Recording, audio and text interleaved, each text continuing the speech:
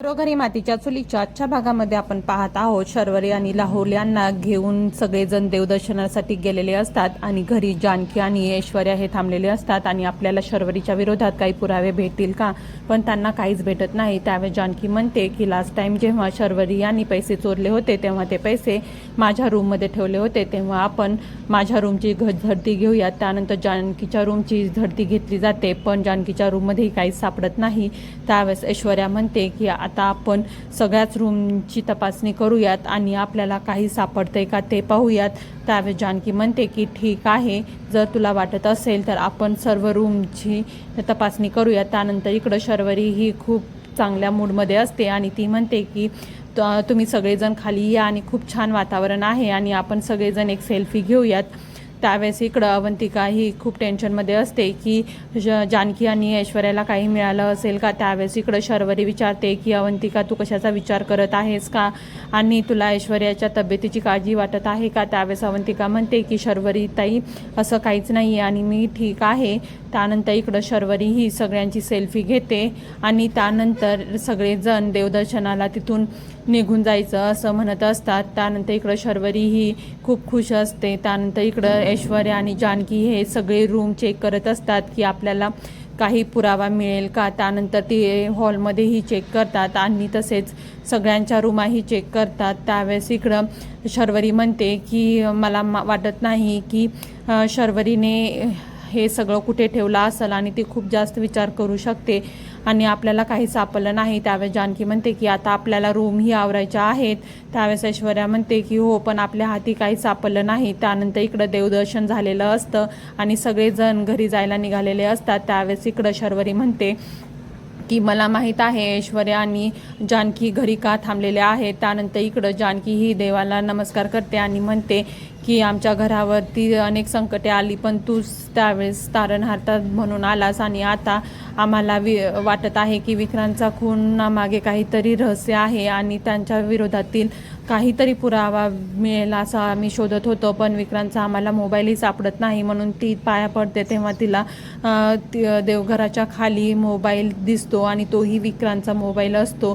त्यानंतर इकडं जानकी म्हणते की हा तर विक्रांतचाच फोन आहे आणि तेवढ्यामध्ये ती चेक करत असते की ओपन होतो का, पण त्यामध्ये चार्जिंग नसते, त्यामुळे तो चालू होत नाही। त्यावेळेस ऐश्वर्याला बोलून घेते आणि ती विक्रांतचा मोबाईल दाखवते। तेवढ्यामध्ये तिकडे देवदर्शनावर सगळे घरी आलेले असतात। त्यावेळेस इकडं जानकी म्हणते की तो मोबाईल आपण तिथेच ठेवूयात आणि ते तिथेच ठेवून बाहेर येतात। त्यानंतर इकडं घरी आल्यानंतर जानकी विचारते की तुमचं देवदर्शन वगैरे कसं झालं, प्रवास वगैरे कसा झाला आणि मी तुमच्यासाठी पाणी देते, म्हणून ती पाणी आणायला जाते। त्यावेळेस इकडं शर्वरी ही ऐश्वर्याला विचारते की तुझं डोकं आता कसं आहे। तर त्यावेळेस ऐश्वर्या म्हणते की माझं डोकं आहे म्हणूनच दुखत होतं। त्यावेळेस इकडं शर्वरी म्हणते की तुला काय वाटलं, फक्त तुलाच डोकं आहे। त्यानंतर इकडं जानकी ही सगळ्यांना पाणी देते आणि त्यानंतर इकडं शर्वरी म्हणते की आपण आता देवाचं दर्शन घेऊन आलेलो आहोत आणि आता घरच्या देवाचंही दर्शन घेऊयात आणि राहुलला म्हणते की चल राहुल आपण घरच्या देवाचं दर्शन घेऊयात। त्यानंतर ते दोघेही देवघरामध्ये जातात आणि इकडं जानकी आणि ऐश्वर्याही म्हणतात की आम्ही आलोच, म्हणून त्या दोघीही तिथून निघून जातात। जेव्हा इकडं शर्वरी आणि राहुल हे देवदर्शनासाठी मंदिरात येतात त्यावेळेस शर्वरी म्हणते की तुला माहीत आहे का मी विक्रांतचा मोबाईल कुठे ठेवला आहे, आणि ती दाखवते की मंदिराच्या खाली तिथे तिने विक्रांतचा मोबाईल ठेवला आहे आणि मला माहीत होतं की जानकी आणि ऐश्वर्या या घरी राहून सगळी तपासणी करतील, पण ते देवाचं घर चेक नाही करणार, म्हणूनच मी इथं ठेवलेलं आहे। तेवढ्यामध्ये जानकी आवाज देते आणि म्हणते की तुमचं दर्शन झालं असेल तर तुम्ही आता आराम करा आणि चला लवकर, म्हणून त्या दोघांनाही रूममध्ये पाठवते आणि त्या तिथे मोबाईल आहे हे चेकही करते आणि त्यानंतर तो मोबाईल घेते आणि तो मोबाईल घेऊन किचनमध्ये येते।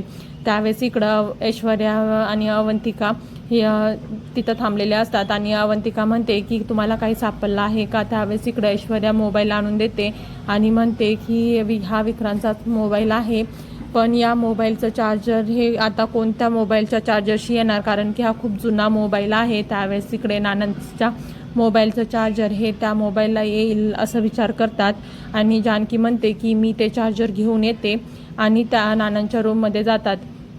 त्यानंतर इकडं जानकी ही म्हणते की शर्वरीला हे यामधलं काहीच कळता कामा नये आणि ती मोबाईलचं चार्जर घेऊन येते आणि त्यावेळेस इकडं अवंतिका म्हणते की आपण हे सगळं चार्जिंगचं इथं किचनमध्ये करायला नको, त्यामुळे शर्वरीला संशय येऊ शकतो आणि कुणीही पाहू शकतं. त्यावेळेस इकडं ऐश्वर्या म्हणते की इथं कोण येणार आहे आणि आपण पटकन चार्जिंग करून घेऊयात, परंतु मोबाईल हा चार्जच होत नसतो.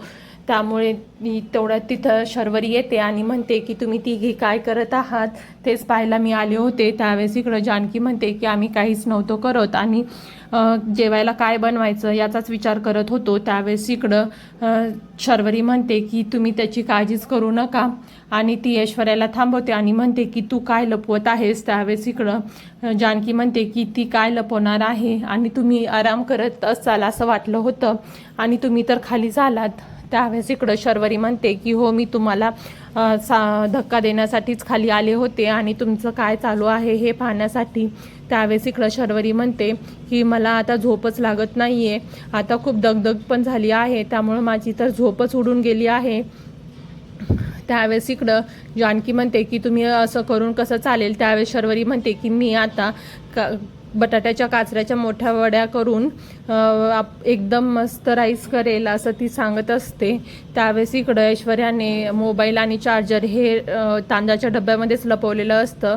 त्यानंतर इकडं शर्वरी म्हणते की तुम्ही तिघीही बाहेर जावा आणि आजचा स्वयंपाक मी करणार आहे आणि मला आज स्वयंपाक करायची खूप हौस आलेली आहे. त्यावेळेस इकडं अवंतिका म्हणते की असं नाही आहे, आता तुमचं लग्न झालेलं आहे आणि तुम्ही आराम करा. त्यावेळेस इकडं शर्वरी म्हणते की मला आता आराम नको आहे आणि मलाही काहीतरी मदत करू द्या आणि तुम्ही माझ्यासाठी खूप केलं आहे. त्यानंतर इकडं शर्वरी ही स्वयंपाक करायला लागते.